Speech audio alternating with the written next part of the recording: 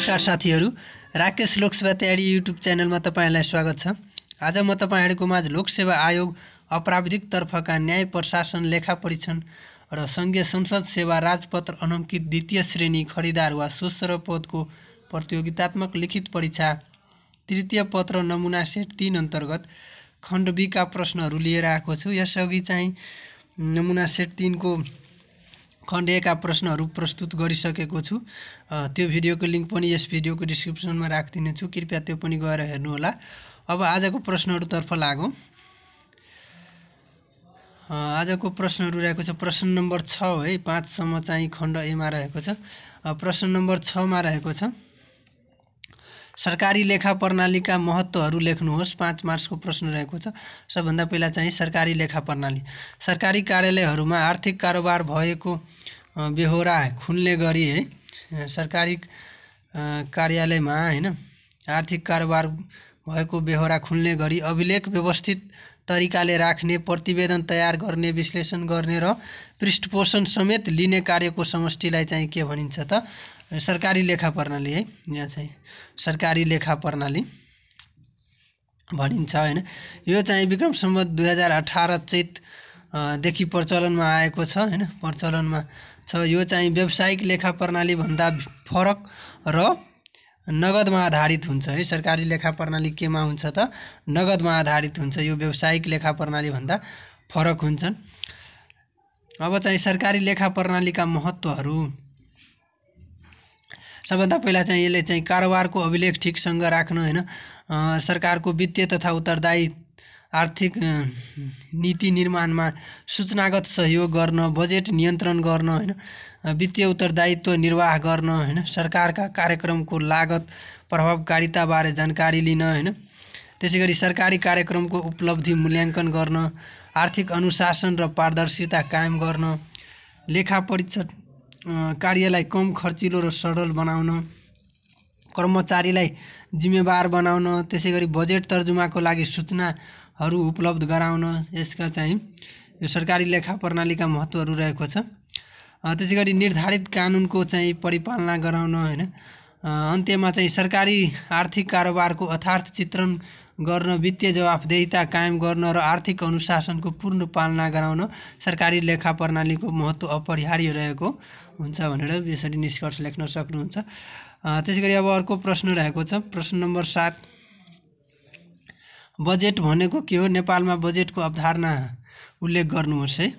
Budget चाहिँ fiscal policy of the government हैन, यो चाहिँ सरकारको एउटा वित्तीय नीति हो हैन। विगतमा रहेका कार्यहरूको समीक्षा, वर्तमान स्थितिको आकलन गरी भावी कार्यक्रम तथा कार्यदिशा सहितको आय र व्ययको अनुमानित योजना नै के हो त? बजेट हो हैन। बजेट चाहिँ कार्यपालिकाद्वारा निर्माण गरिन्छ र व्यवस्थापिकाद्वारा चाहिँ के गरिन्छ त? अनुमोदन भएपछि खर्चको लागि के हुन्छ त? योग्य हुन्छ। यो चाहिँ कार्यपालिकाद्वारा निर्माण गरिन्छ हैन, अनि निर्माण हुन्छ र व्यवस्थापिकाद्वारा अनुमोदन भए पश्चात चाहिँ खर्चको लागि के हुन्छ त? योग्य हुन्छ। नेपालमा चाहिँ बजेटका अवधारणा है। नेपालमा बजेटका अवधारणाहरू यो नेपालमा चाहिँ सर्वप्रथम विक्रम सम्वत 2008 मा है माघ 21 गते तत्कालीन प्रधानमन्त्री है मातृका प्रसाद कोइरालाको पालामा चाहिँ बजेट प्रस्तुत गरिएको थियो। सबभन्दा पहिला चाहिँ 2008 साल माघ 21 गते तत्कालीन प्रधानमन्त्री मातृका प्रसाद कोइरालाको चाहिँ पालामा चाहिँ सबभन्दा पहिला बजेट प्रस्तुत भएको थियो। अनि त्यसैगरी अब आर्थिक वर्ष 2013-14 देखि चाहिँ साधारण र विकास बजेट गरी वर्गीकरण गरियो। त्यसैगरी आर्थिक वर्ष 2026-27 देखि कार्यक्रम बजेट सुरु भयो हैन। त्यस्तै आर्थिक वर्ष 2033-34 है, यहाँ 33-34 मा चाहिँ नेपालमा नाफा वा बचत बजेट पेश भएको हो। त्यसैगरी आर्थिक वर्ष 2038-39 मा है 2038-39 मा 75 जिल्लामा चाहिँ कोष तथा लेखा नियन्त्रक कार्यालयको स्थापना गरियो। त्यस्तै अब 2059-60 मा चाहिँ देखि मध्यकालीन खर्च योजना MTEF लागू भयो। त्यसैगरी 2061-62 मा चाहिँ चालू पुँजीगत र सेवा भुक्तानीका मा विभाजन सुरु भयो। त्यसै गरी आर्थिक वर्ष 2064-65 मा चाहिँ लैङ्गिक उत्तरदायी बजेट सुरु भयो। त्यो बजेटलाई चाहिँ लैङ्गिक दृष्टिबाट प्रत्यक्ष उत्तरदायी, अप्रत्यक्ष उत्तरदायी र तटस्थमा चाहिँ विभाजन गरियो। त्यस्तै 2065 र 10-15 मा एकल खाता कोषको प्रणाली एकल खाता कोष प्रणाली TSA लागू भयो। त्यस्तै विक्रम सम्वत 2076 मा चाहिँ आर्थिक कार्यविधि तथा वित्तीय उत्तरदायित्व सम्बन्धी ऐन चाहिँ लागू भयो। यसरी चाहिँ बजेटका इतिहास रहेको छ। यसरी नेपालमा बजेटले विभिन्न समयका आरोह अवरोह पार गर्दै आजको समय अथवा अवस्थामा आइपुगेको हो। त्यसै गरी अब अर्को प्रश्न रहेको छ। प्रश्न नम्बर 8 मा एकल खाता कोष प्रणाली भनेको के हो, यसका महत्त्वहरू उल्लेख गर्नुहोस्। यो पनि 5 मार्क्सको प्रश्न रहेको छ। सबभन्दा पहिला एकल खाता कोष प्रणाली है TSA। यसको चाहिँ सरकारी सञ्चित कोषको सञ्चालन र जिल्लागत रूपमा राजस्व आम्दानी र बजेट खर्चको नगद व्यवस्थापन सम्बन्धी कार्य गर्न प्रत्येक जिल्ला स्थित कोष तथा लेखा नियन्त्रक कार्यालयलाई जिम्मेवारी दिने प्रणाली नै के हो त एकल कोष खाता प्रणाली हो हैन। यसले चाहिँ सरकारी कार्यालयहरूको चाहिँ छरिएर रहेको खाताहरूलाई एकीकृत गर्ने काम गर्छ हैन। प्रत्येक जिल्लामा चाहिँ एउटा कोष तथा लेखा नियन्त्रक कार्यालयलाई चाहिँ यो जिम्मेवारी दिएको हुन्छ हैन। नेपालमा सरकारी सञ्चित कोषको सञ्चालन तथा व्यवस्थापनका लागि विक्रम सम्वत 2066 मङ्सिर 1 गते भक्तपुर जिल्लाबाट सुरु गरिएको एकल कोष खाता प्रणाली हाल मुलुकको 77 वटै जिल्लामा लागू भइसकेको छ है। यो चाहिँ 2066 मङ्सिर 1 मा भक्तपुर जिल्लाबाट सुरु भएको हो। हाल चाहिँ 77 वटा जिल्लामा चाहिँ के भएछ त लागू भएको छ। एकल कोष खाता प्रणालीका महत्त्वहरू हैन। यसले के गर्छ त सरकारी कोषको दैनिक आम्दानी खर्च मौजुदातको हिसाब तयार गर्न सहज बनाउन हैन। त्यसै गरी सरकारी कोषको रकमलाई पूर्ण उपयोगमा ल्याउन, सरकारी खर्च प्रणालीलाई पोस्ट अडिट प्रणालीद्वारा स्वच्छ बनाउन, सरकारी कोष सञ्चालन कार्यलाई मितव्ययी बनाउन, नगद प्रवाह व्यवस्थापन सरल र प्रभावकारी बनाउन, सरकारी कोष व्यवस्थापनको कार्यलाई आधुनिक सूचना प्रविधि मैत्री बनाउन, त्यस्तै सरकारी खाताहरूमा निष्क्रिय मौजुदात हुन नदिन, त्यस्तै सञ्चित कोषको अर्थात् अवस्थाको जानकारी यथा समयमा प्राप्त गर्न। त्यसै गरी अर्को रहेको छ कार्यालय र बैंक बीच हिसाब मिलानमा सहजता ल्याउन हैन। नेपाल सरकारले भुक्तानी गर्नुपर्ने बैंक कमिसन घटाउन, वित्तीय सूचना प्रणालीलाई चाहिँ सुदृढ पार्न हैन। यसरी चाहिँ यसका महत्त्वहरू रहेको छ। अन्त्यमा चाहिँ TSA ले एकल खाता कोष प्रणालीले नेपाल सरकारको सञ्चित कोष सञ्चालन र नगद व्यवस्थापनको कार्यलाई सरल, मितव्ययी, प्रभावकारी र पारदर्शी बनाई समग्र आर्थिक अनुशासन कायम गर्न के गर्छ त सहयोग गर्दछ हैन। कायम राख्न चाहिँ सहयोग गर्दछ।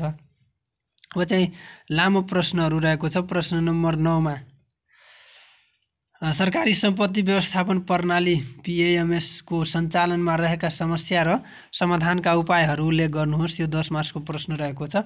सबभन्दा पहिला चाहिँ सरकारी सम्पत्ति व्यवस्थापन प्रणाली देशभरिको सार्वजनिक सम्पत्तिको अभिलेख राख्दै यसको मूल्य, सरकारको दायित्वबारे सूचना दिन विकास गरिएको प्रणाली नै के हो त सार्वजनिक सम्पत्ति अथवा सरकारी सम्पत्ति व्यवस्थापन प्रणाली हो। यो नेपालका सरकारी कार्यालयमा विक्रम सम्वत आर्थिक वर्ष 2077-78 बाट चाहिँ सार्वजनिक सम्पत्ति व्यवस्थापन प्रणाली लागू भएको हो है। अब चाहिँ यसका समस्याहरू PAMS मा रहेका समस्याहरू, सार्वजनिक सम्पत्ति व्यवस्थापनमा प्रणालीमा रहेका समस्याहरू। सरकारी सम्पत्ति व्यवस्थापन प्रणाली लागू गर्ने सरकारी योजना प्रभावकारी रूपमा कार्यान्वयन नभएको हैन। सफ्टवेयर सञ्चालन गर्ने दक्ष जनशक्तिको कमी रहेको, त्यस्तै कम्प्युटर, इन्टरनेट लगायतका पूर्वाधार तथा पर्याप्त स्रोत साधनको कमी रहेको, त्यसै गरी निकायगत समन्वयको नभएको हैन। कर्मचारीमा चाहिँ परिवर्तन विरोधी संस्कार कायमै रहेको हैन। कर्मचारीहरू परिवर्तन हुन नखोज्ने प्रवृत्ति रहेको, त्यसै गरी अझै पनि म्यानुअली सिस्टम नै कार्यान्वयनमा रहेको हैन अझै पनि चाहिँ परम्परागत म्यानुअली सिस्टम नै कार्यान्वयनमा रहेको, त्यसै गरी समय समयमा अनुगमन मूल्याङ्कन नभएको, पुरस्कार दण्ड तथा सजायको व्यवस्था नभएको, यति चाहिँ पिएमएसको चाहिँ समस्याहरू रहेका छन्। त्यसै यसका चाहिँ समस्या समाधानका उपायहरू सरकारी सम्पत्ति व्यवस्थापन प्रणाली लागू गर्ने सरकारको योजना प्रभावकारी रूपमा के गर्नुपर्छ त कार्यान्वयन गर्ने हैन, त्यसै सफ्टवेयर सञ्चालन गर्ने दक्ष जनशक्तिको व्यवस्थापन गर्नुपर्छ हैन, व्यवस्थापन गर्ने, कम्प्युटर इन्टरनेट लगायतका पूर्वाधारको प्रबन्ध गर्ने, निकायगत समन्वय कायम गर्ने, त्यसै गरी कर्मचारीमा परिवर्तन विरोधी संस्कारको अन्त्य गर्ने हैन, परिवर्तन हुनुपर्छ भन्ने संस्कारको विकास गर्ने, त्यसै गरी कम्प्युटराइज्ड सिस्टम लागू गर्ने हैन, म्यानुअली सिस्टम भन्दा पनि कम्प्युटराइज सिस्टम लागू गर्ने, त्यसै गरी समय समयमा अनुगमन मूल्याङ्कन गर्ने, पुरस्कार दण्ड सजायको व्यवस्था चाहिँ प्रभावकारी रूपमा गर्ने, त्यसै गरी अन्त्यमा चाहिँ सार्वजनिक सम्पत्ति व्यवस्थापन प्रभावकारिताको लागि पब्लिक एसेट म्यानेजमेन्ट सिस्टम लागू गरिएको हो। नेपालका यसको प्रभावकारीको लागि सबै कार्यालय तथा प्रयोगकर्ताले भूमिका खेल्नु आवश्यक पर्दछ। यसरी चाहिँ निष्कर्षमा लेख्न सक्नुहुन्छ। अब चाहिँ 10औं प्रश्न रहेको छ, अन्तिम प्रश्न। सम्परीक्षण भनेको के हो? नेपालमा बेरुजु सम्परीक्षण सम्बन्धमा के कस्ता व्यवस्थाहरू रहेका छन् उल्लेख गर्नुहोस्। 10 मार्क्सको प्रश्न रहेको छ। सबैभन्दा पहिला चाहिँ सम्परीक्षण यो बेरुजुसँग सम्बन्धित रहेको छ। आन्तरिक वा अन्तिम लेखा परीक्षण प्रतिवेदनमा औल्याएका बेरुजु सम्बन्धमा पेश हुन आएका स्पष्टीकरण वा प्रतिक्रिया साथ संलग्न प्रमाण तथा कागजातको परीक्षण वा अनुगमन गर्ने कार्य के हो त? सम्परीक्षण हो है।